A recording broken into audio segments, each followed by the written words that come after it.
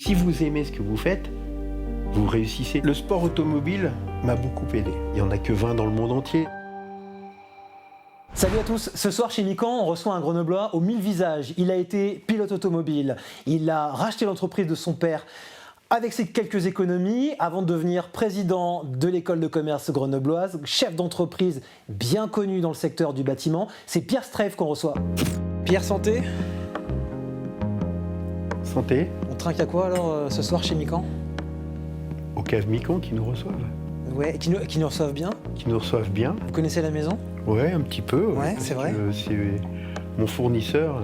D'accord. De bons moments de convivialité, de rencontres entre amis? Ouais, c'est super. Ouais. On se voit souvent ici. Et quand on vient chercher parfois des 2-3 bouteilles parce qu'on sait qu'on a des amis à la maison. On croise des potes, on croise des gens qu'on connaît moins, avec qui on fait connaissance. Et c'est un endroit que j'aime bien, qui est agréable parce qu'il y a un côté à la fois réception et à la fois vraiment cave, quoi. Bon, la rencontre, rencontrer les gens, c'est ce qui vous motive? Ouais, oui, parce que je dirais que j'ai un parcours un peu spécial dans ma vie, dans le sens où je suis autodidacte, puisque je n'ai pas fait de grandes études. Et quand j'étais plus jeune, j'ai un frère qui a été pilote professionnel, puisqu'il a été pilote de Formule 1. Et j'ai suivi sa route et j'ai fait aussi, moi, de la course automobile. Donc j'ai fait Formule Ford, Formule Renault, Formule 3 pendant plusieurs années. Et en fait, j'ai vécu ce milieu de compétition, de rencontrer des gens dans l'Europe. Alors, au début, j'ai plutôt fait les championnats de France, mais j'ai aussi fait un championnat d'Europe. D'accord. Et donc, c'est vrai que le sport de haut niveau, puisque j'étais sportif de haut niveau, m'a permis de rencontrer pas mal de gens. Et c'est vrai que j'aime connaître un petit peu tout ce que font les gens, ce qu'ils ont fait avant, quel a été leur parcours. C'est toujours agréable. Et ça, c'est l'autodidacte qui se nourrit des autres. Ouais, tout à fait. Ouais. Alors du coup, si vous voulez bien, on parlera justement du parcours incroyable de votre frère. Mais avant tout ça, Pierre enfant et Philippe enfant, ils étaient comment alors? Ils avaient déjà ce gros caractère, ils étaient déjà très sûrs d'eux, ou tout ça s'est construit au travers du sport, le sport qui est une vraie école de la vie. Ça vous a, en tant qu'autodidacte, j'imagine que c'est au travers du sport que vous êtes construit un caractère, une vision et une ambition. Ouais, tout à fait. Alors, avec Philippe, quand on était jeunes, on était frères, on s'est toujours adorés, bien entendu, et on s'entendait très bien. Mais quand on est très jeune, on n'a pas les mêmes copains. Donc on n'avait pas les mêmes centres d'intérêt. Il y a une grande différence d'âge entre vous deux? Non, on avait 5 ans d'écart. Ah oui, mais quand on est petit, ça fait une différence. Quand on est petit, ça fait beaucoup. Ouais. Et en fait, ses copains n'étaient pas mes copains. Mais par contre, mes copains sont devenus ses copains et ses copains sont devenus les miens quand on est. Vous avez grandi un petit peu. Quand on a grandi. Et en fait, mon frère est parti assez vite de la maison puisqu'il a été. Alors mon frère a un parcours complètement l'inverse du mien par rapport aux études.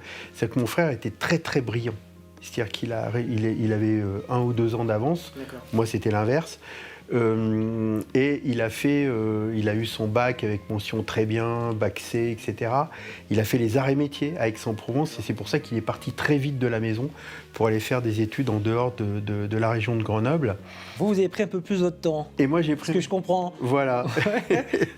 et ensuite, mon frère a fait un week-end. Il était à Aix-en-Provence et à côté d'Aix-en-Provence, il y a un circuit automobile qui s'appelle le circuit de Carlande, qui est très peu connu, qui n'est pas un circuit international, qui est un circuit local. Et mon frère a fait un week-end là-bas de course de voiture et il s'est pris de passion. Vous savez, la passion. Il s'est pris la passion pour le sport automobile à un point où c'en est devenu sa vie. C'est-à-dire qu'il est rentré un week-end à la maison, on était à table avec mes parents, et il a dit à mon père qui lui posait une question sur ses études, sur son avenir professionnel. Il dit alors, comment ça se passe, les arts et métiers, machin truc, etc. Qu'est-ce que tu vas faire, qu'est-ce que tu vas faire ? Il a dit, je vais tout arrêter. Voilà. il n'est pas allé au bout. Hein. Je vais tout arrêter mes études parce que je vais devenir pilote de Formule 1. Et alors là, c'est quoi l'ambiance à la maison? Mon père lui a dit, t'es fatigué, va te coucher. C'est bien, il est philosophe, le papa. Ouais, on en reparlera demain matin. On en reparlera demain. Et en fait, moi, je connaissais bien je connais bien mon frère, je connaissais bien mon frère. Et quand il a dit ça, il avait l'œil qui brillait. C'est-à-dire que c'était devenu sa passion. Ouais, il n'y avait que ça, rien d'autre. Quoi qu'il arrive. Alors que c'était un enfant, un jeune adulte qui était très besogneux, qui était dans son travail scolaire, Exactement. très appliqué. Exactement. Il s'est découvert et s'est rencontré finalement sur le tard, votre frère. Ouais, c'est une passion qu'il a eue en très peu de temps, en un week-end. Et ça a été sa passion. Il a dit je vais devenir pilote de Formule 1. Mon père lui a dit, bon, bien sûr, avec cette anecdote, mais après, il a dit mais enfin, il n'y en a que 20 dans le monde entier. C'est un truc, c'est inatteignable. Il a dit si, j'y arriverai parce que je veux y arriver. Il y est arrivé. Il y est arrivé effectivement et donc il en a fait sa vie. Bon, malheureusement après, il y a les choses de la vie qui ont fait qu'il a eu un accident assez grave qui l'a laissé handicapé. Oui, votre frère a eu un accident dans les années 80, je ne dis pas de bêtises, sur un essai pneumatique, c'est ça? Il a eu un accident, malheureusement sa voiture s'est retournée sur un circuit brésilien au Brésil, voilà, à Jacarepaguá. Jacarepaguá, c'est un circuit qui est à côté de Rio de Janeiro. Et donc sa voiture s'est retournée et malheureusement il a eu ce qu'on appelle le coup du lapin. Il s'est retrouvé handicapé, paralysé, donc à vie. La vie en a décidé autrement. La vie a décidé autrement. Et vous vous souvenez de ce moment-là où vous l'avez appris? Vous l'accompagnez, vous le suiviez? Non, alors il m'est arrivé de le suivre, bien entendu, et c'est là où j'ai pris aussi un peu la passion pour ça. Mais tout à l'heure, je vous parlais de l'œil qui brille. Oui. Moi, je ne l'ai pas eu. C'est-à-dire, quand j'ai commencé à faire de la course automobile, c'est parce que j'ai fréquenté ce milieu pendant 3, 4, 5 ans. Et je me suis intéressé à ça, donc j'ai voulu faire de la course automobile. J'ai fait de la course automobile, j'ai fait le volant Marlboro. J'ai gagné, où j'ai été avec... j'ai eu comme coéquipier d'ailleurs au volant Marlboro Jean Alesi, qui a fait aussi une carrière en Formule 1. Et donc, mais je me suis rendu compte que j'avais pas le petit grain de folie que pouvait avoir mon frère ou que peuvent avoir les pilotes qui sont de très haut niveau en Formule 1. Comme d'ailleurs les autres sportifs de haut niveau. Quand vous êtes dans un sport de haut niveau, quelle que soit la discipline, il faut y croire plus que tout pour y arriver. Alors, faut y croire, ça c'est certain. Il y a un mot que vous avez employé, un qualificatif qui n'est pas anodin, c'est folie. Il fallait être un peu fou pour faire de la F1 dans les années 80. Ouais. Vous l'avez côtoyé, c'est peut-être ça aussi qui vous a un petit peu... Alors, peut-être même avant, malheureusement, l'accident de votre frère, mais déjà à l'époque, vous aviez pris conscience que vous n'alliez pas faire long feu dans cette discipline-là et qu'il fallait mieux se mettre sur le côté? Oui, tout à l'heure, je vous parlais de Jean Alesi.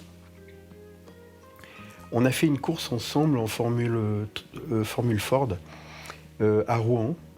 Et ce jour-là, on s'est retrouvés la veille, le jeudi soir, dans une pizzeria où on était plusieurs pilotes. Il y avait d'ailleurs le fils Belmondo, Paul, qui courait avec nous aussi. Et Jean Alesi, pendant qu'on était dans la pizzeria, me dit tu penses que Vous faites bien. On peut freiner au panneau 100 mètres, au panneau 80 mètres au bout de la descente de Nouveau Monde? Je dis à mon avis, on freine à 100 mètres, on ne peut pas freiner à 80 mètres, c'est pas possible. Il me dit putain, je pense que c'est jouable. Bon, le lendemain matin, on part, on fait les essais, etc. On se met dans la voiture, sanglé, moteur, etc., etc. Je commence à partir. Et là-dessus, au bout d'un quart d'heure, arrêt de la course, drapeau rouge. Les ambulances, les dépanneuses ont commencé à passer. Nous, on reste sanglés dans la bagnole, on ne sait pas ce qui se passe, etc. C'est quoi cette sensation à ce moment-là? Vous savez, quoi qu'il advienne, que si tout est arrêté, il se passe quelque chose de grave? On sait qu'il est arrivé quelque chose peut-être de grave, mais on ne sait pas, parce qu'à l'époque, je vous parle de ça dans les années 87, 84, 85. Donc il n'y a pas tous les équipements comme aujourd'hui, toutes les radios. Il n'y avait pas les équipements, il n'y avait pas la radio, etc. Donc on ne savait pas. Donc je suis reparti en disant il y avait quelque chose qui n'allait pas, on ne sait pas ce qui s'est passé.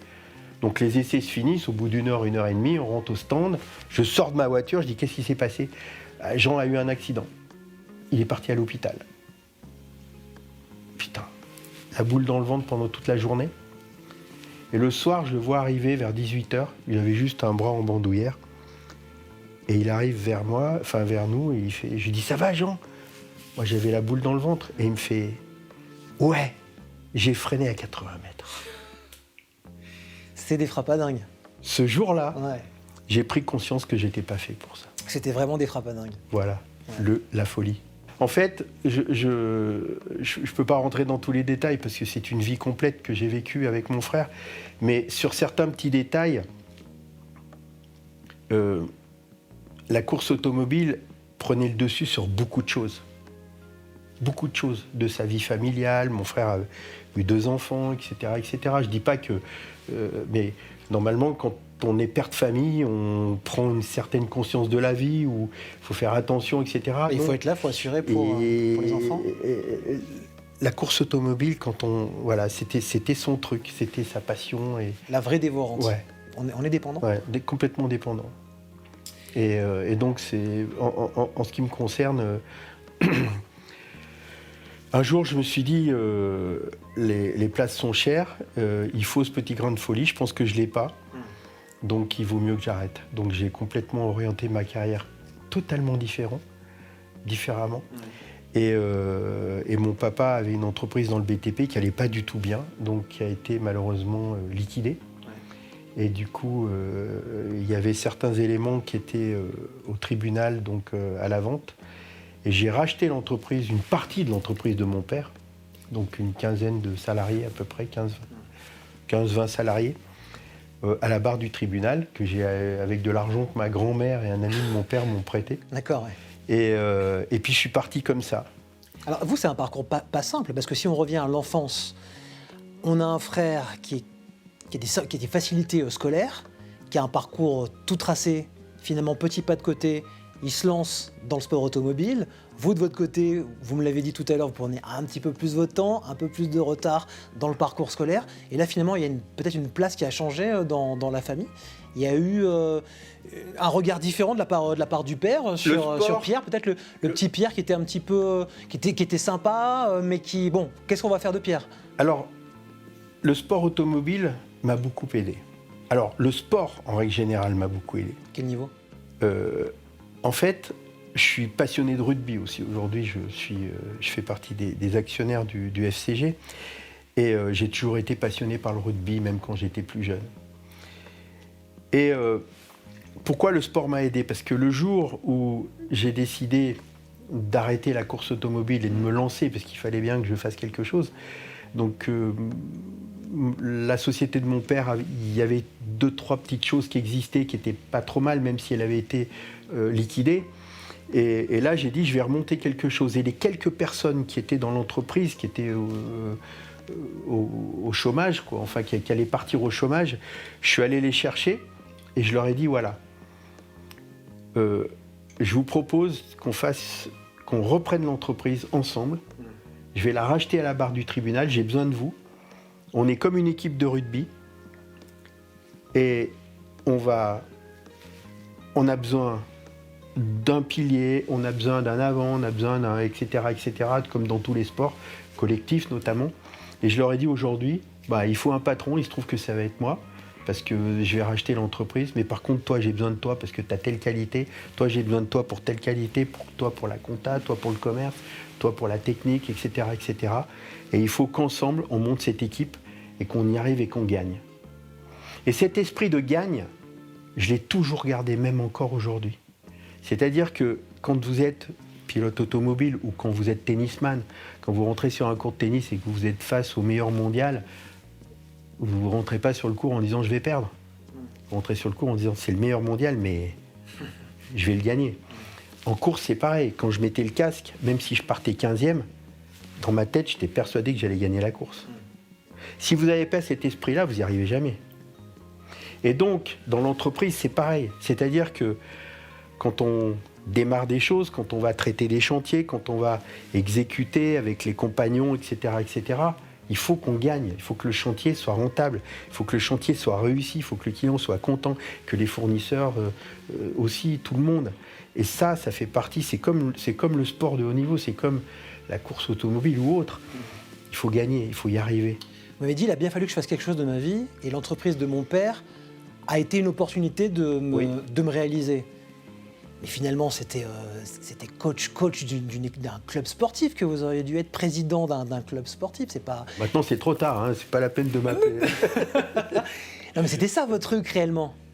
Peut-être. C'est le collectif, c'est le fait. Là, pour le coup, vous êtes piqué. On parlait d'être piqué tout à l'heure par quelque chose. Ouais. Voilà. Ça, c'est votre truc. En fait, c'est pas forcément l'entrepreneuriat, votre truc, c'est de porter les gens. Ouais, pour moi, le propre d'un chef d'entreprise, c'est d'arriver à s'entourer de gens, bien sûr compétents, mais je pense que tout le monde est compétent dans le métier dans lequel il est. Ouais. Et le chef d'entreprise doit pouvoir mettre en place les personnes dans l'entreprise pour qu'ils fassent quelque chose qu'ils aiment faire. Si je prends mon cas personnel, j'adore faire du commerce. J'adore aller voir les clients, leur parler de mon entreprise, leur dire qu'on est les meilleurs, convaincre, etc., etc. J'adore faire ça. Il y a des tâches que j'aime moins. S'il faut que je fasse des heures d'écriture, s'il faut que je fasse des chiffres, etc., c'est moins mon truc. Donc quand vous allez sur mon bureau, si on va schématiser s'il y a une pile commerce, s'il y a une pile comptable et s'il y a une pile écriture, par exemple, la pile écriture, elle va jamais baisser. Par contre, celle du commerce, je vais m'en occuper en premier. C'est pareil pour les autres collaborateurs. Il faut qu'ils soient heureux dans ce qu'ils font. C'est-à-dire que dans mon entreprise, quand j'ai des salariés qui viennent travailler, ils ont chacun leur spécificité. Un comptable, il fait de la compta, un commercial, il fait du commerce, un technicien, il fait de la technique. Mais à un moment donné, il faut leur donner les outils qui leur donnent envie et qu'ils aient envie de travailler et qu'ils aiment ce qu'ils font. Parce que si vous aimez ce que vous faites, vous réussissez. Si vous n'aimez pas, ça doit être dur de travailler dans une entreprise et faire un travail que vous n'aimez pas faire. Et c'est l'autre beaucoup de Français, malheureusement, beaucoup de Français qui au quotidien vont travailler parce qu'il faut nourrir sa famille, parce qu'il faut se réaliser, et qui n'aiment pas leur job. Ouais. Et aujourd'hui, il faut aimer ce qu'on fait, parce que si on aime ce qu'on fait, on est heureux dans tout le reste de la vie. Et pour moi, c'est hyper important. C'est hyper important. Et je tiens à ce que mes collaborateurs soient heureux quand ils viennent dans l'entreprise. Quand j'embauche quelqu'un dans la société, une des choses la première que je leur dis, si un matin tu viens dans l'entreprise avec la boule dans le ventre, il faut qu'on en parle. Parce que c'est qu'il y a quelque chose qui ne va pas. Et moi, le premier, si demain je viens dans mon entreprise et que je viens avec la boule dans le ventre... Alors avec le recul justement, avec tout ce parcours, vous l'avez eu à un moment donné, la boule dans le ventre? Vous êtes dit, j'ai fait le sport automobile, aujourd'hui je suis chef d'entreprise, et pourquoi pas une troisième vie demain Comme vous le savez, j'ai un rôle aussi dans les organisations professionnelles, puisque j'ai été président de la fédération du BTP, président du MEDEF, aujourd'hui président de la Chambre de commerce de Grenoble. Et pourquoi je fais tout ça? Je fais tout ça parce que, d'abord, j'aime le contact, on l'a dit au début de l'entretien. Ouais, vous, c'est vraiment ce qui vous nourrit dans votre quotidien, vous avez besoin de ça. J'aime rencontrer des gens, discuter, partager, etc., d'une part. Et d'autre part, je rends aussi ce que le territoire m'a donné. Ça, c'est important. Il faut rendre ce qu'on a reçu. Quand on a reçu, il faut rendre. Et tout à l'heure, je vous parlais de la course automobile, de la Formule Ford, en l'occurrence. Vous savez qui c'était mon sponsor principal quand je faisais de la course automobile? Quand vous étiez en Formule Ford? En Formule Ford. Le sponsor principal qui me sponsorisait, c'est-à-dire qui m'a payé mes 2 ou 3 saisons, c'était le concessionnaire Ford Rhône-Alpes-Auvergne. Le concessionnaire Ford Rhône-Alpes-Auvergne, c'était M. Christian Gauduel. Ah bah oui. Et M. Christian Gauduel, c'était le président de la Chambre de commerce de Grenoble. Tout à fait. Et quand j'ai fini la course automobile, je suis allé le voir. Et je lui ai dit, bon, j'ai racheté au tribunal l'entreprise, mais j'ai dit à Christian, il faut que tu m'aides à rentrer dans le milieu des affaires. Parce que je connais personne, je connais la course automobile, mais par contre, je ne connais pas le milieu grenoblois, etc. Et il m'a beaucoup aidé. Donc c'est pour ça qu'aujourd'hui, pourquoi je fais ça bénévolement, bien entendu, les mandats dont je vous parle, ils sont bénévoles. Je le fais pour rendre ce qu'on m'a donné. Parce qu'aujourd'hui, j'ai une structure, j'ai environ 300 salariés dans mon groupe. Et maintenant que j'ai assis mon entreprise avec des responsabilités et tout, je peux dégager du temps pour rendre au territoire ce qu'on m'a donné quand j'étais plus jeune. Donc ça, c'est votre troisième phase dans votre vie et personnelle et professionnelle, c'est la transmission. Il y a J'aime aussi. Oui, Grenoble École de On peut en Management. parler un petit peu. Alors ça, Oui, bien ça sûr. pour le coup, c'est une transmission qui est peut-être plus palpable pour toutes celles et ceux qui nous regardent. Il y a notre école de commerce et vous avez un rôle dans cette école. Oui, bien sûr. Je suis président de cette école puisqu'on est actionnaire à 99%. Alors c'est marrant d'être actionnaire et président d'une école de commerce. Lorsque vous me racontez le début peut-être un petit peu chaotique vu des parents, d'un Pierre Streff qui était un petit peu à la traîne. Quand mon fils a vu que, quand mon fils a vu que j'avais pris la présidence de la Chambre de commerce de Grenoble et par de fait président de l'école de commerce de Grenoble, il m'a appelé, il était à Paris, il m'appelle, il me dit « Mais papa, tu es devenu président d'une école de commerce ?» Je dis « Oui, pourquoi ?» Il me dit « Mais toi qui n'as pas fait d'études, comment ça se fait ?» Donc c'est vrai que l'image était drôle. Et le jour où j'ai été président donc, de la Chambre de commerce et de fait de l'école, je suis allé me présenter auprès de tous les salariés. Il y a 500 salariés à GEM. Ah oui. Quand je suis allé me présenter dans l'amphi, il y avait 500 personnes qui m'ont regardé. Alors que vous n'aviez pas fréquenté les amphis. Exactement. Et tout d'un coup, il y a eu... Donc je suis rentré, les gens bavardaient bien entendu, etc. Puis je me suis mis au pupitre et tout d'un coup, tout le monde s'est tu. Et j'ai pris le micro. Et là, j'avais prévu de me présenter. Et j'ai eu un blocage parce que tout le monde s'est tu et je me suis retrouvé dans cet amphi devant 500 personnes, des profs. Il y a eu le syndrome de l'imposteur à ce moment-là. Et là-dessus, ma première réaction, je savais pas comment commencer mon discours. Et du coup, j'ai dit, j'ai pas fait d'études. Et mon fils m'a dit, papa, comment tu peux faire ? Comment ça se fait que tu deviens président d'une école de commerce ? Et là-dessus, ça a détendu l'atmosphère. Et j'ai pu dérouler mon discours pour me présenter, etc., etc. Et puis pouvoir après échanger avec la salle. Et ça s'est super bien passé parce que... Après tout ce parcours, qu'est-ce qui a vraiment de la valeur pour vous ? Je suis heureux quand... alors tout d'abord, en premier lieu, je suis heureux quand ma famille est heureuse. Mes parents, enfin, j'ai plus que ma maman, mes enfants, ma femme, mes amis, les collaborateurs. Et alors donc, du coup, vous en retenez quoi de cette vie ? L'essentiel ?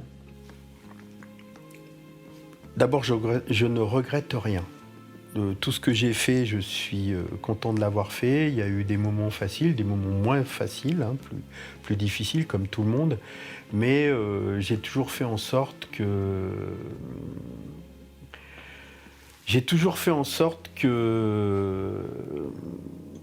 d'être, comme je viens de le dire, d'être heureux dans ma vie, parce que je pense que c'est important d'être bien avec sa famille, sa femme, ses enfants, ses collaborateurs aussi. Pour moi, mes collaborateurs, c'est ma deuxième famille.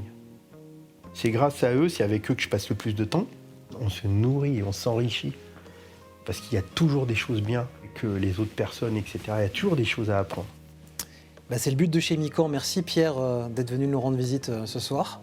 Moi, ce que je vous propose, c'est qu'on trinque une deuxième fois. Et donc, on va trinquer au plaisir et aux rencontres. Merci. Santé. Aux rencontres.